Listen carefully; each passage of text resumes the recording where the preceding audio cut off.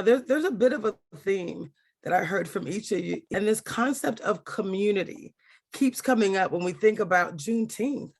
This idea, the importance of us coming together as community. We have to be very intentional about that. So would you share anything? What would you like to share about how important it is not to wait till next Juneteenth or the next holiday, but to create community in a very intentional and organic way on a very regular basis?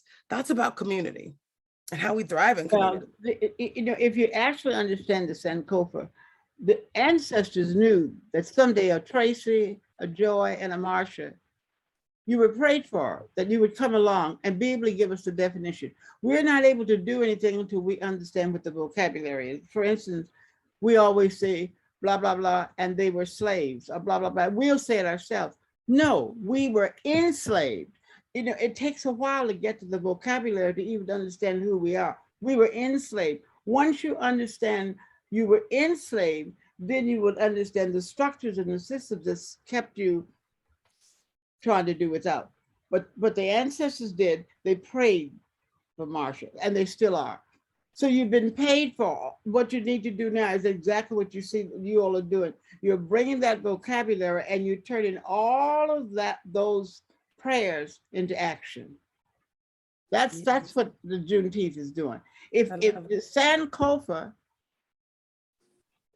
finally is flying, he finally twisted that neck around and says, I'm going to touch Marcia, I'm going to touch Maxine, I'm going to touch Joy, I'm going to touch Tracy. I love that. Now, So at this point, Sankofa has become an active bird. I love it. Now, I got my education from Dr. Joy about a year ago, but some people are hearing the term Sankofa for the first time. And so we're going to show a little image and some various images of what Sankofas are, but who would like to define the term Sankofa for this community? So Sankofa is a bird. It's a legendary bird of the Akan people in West Africa. So when it flies forward, the neck is always turned around, as Dr. Mimms has said. And the parable that goes with the Andinka symbols, and this is just one of many Andinka symbols, is that in order for you to know where you are going, you first need to know where you have come from. And this has been a very important bird in our history as in the United States. Many African-American communities have adopted this bird because we were told to forget about the past. And in this country, that has really served to enslave us because the less you know about your past, the more you cling to your oppressor and you want to be more like them because you think you don't have a worthy history. One of the things I always think of around community, and I just imagine the Sankofa bird flying with all those ships in the waters, getting us to our next destination.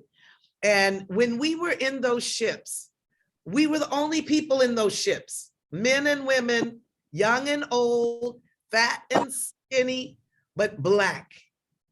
Okay, Black people coming from Africa. We're in those ships and we had to figure out together how to survive.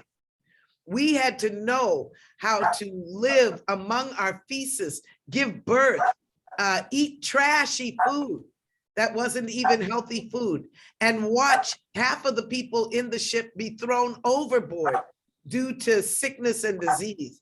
And we learned there how to use the spiritual strength that we had come to know.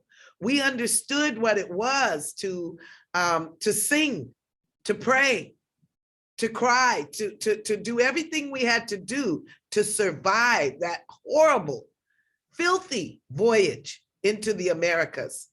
So I think that when we talk about community, we know what it is to be together under horrific conditions. That's what our people have known. And because of that, we can find community when we need to at any time. And I think that is the greatest strength of our people, is that we lean onto community. We know we need each other.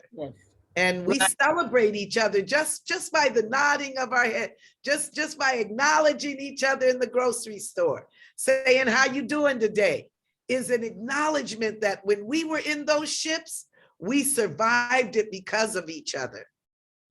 And that we owe it to each other to honor each other when we see ourselves. Right.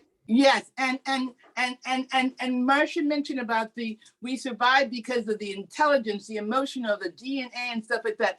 And that's also, if you know, the Sankofa has two symbols.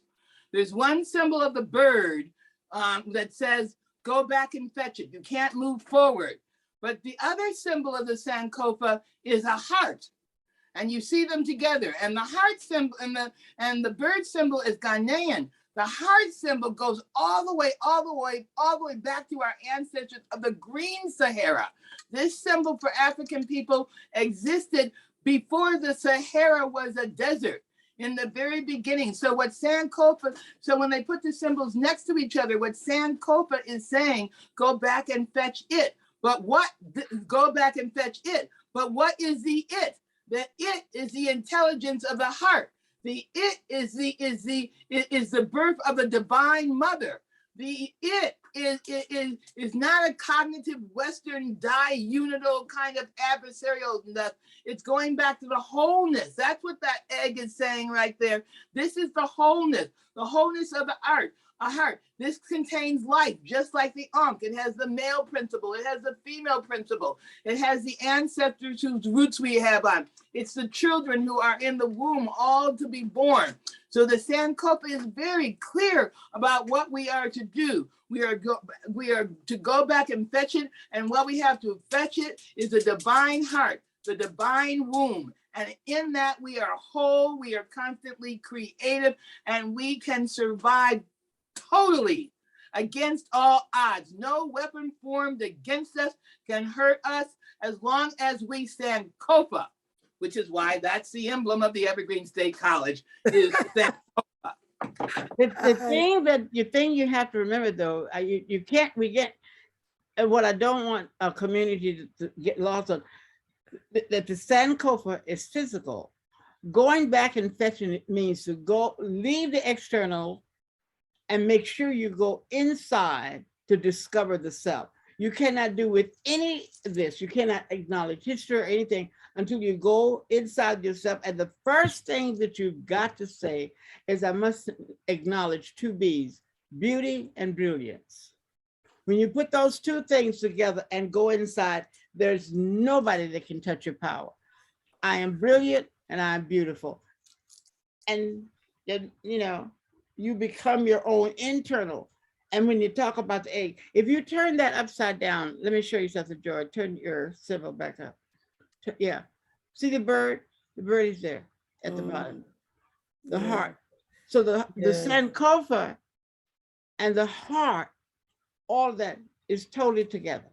It's the same. Hold yours back up again. Go inside. If you stay outside, you will give the power to the pale people. You change the name in your own being of white and start using the word pale. Once you use the word pale, then you are acknowledging the Sankofa. You can't keep looking at these symbols and not acknowledging them. That Sankofa has to get inside of you. It just can't be out here Juneteenth.